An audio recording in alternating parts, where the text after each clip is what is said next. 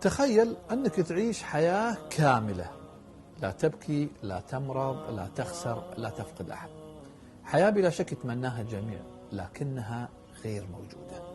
فقد تمرض فجأة والمرض نصيب، لكن أن تأخذ العلاج هو قرارك.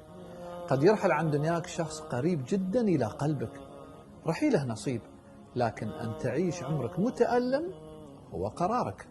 فالمشكلة ما هي في الابتلاءات اللي تحصل لك، المشكلة في تعاملك مع الابتلاءات. نحن ما نقدر نختار أقدارنا، لكن نحن نقدر نختار مصيرنا، نعيش بسعادة أم تعاسة.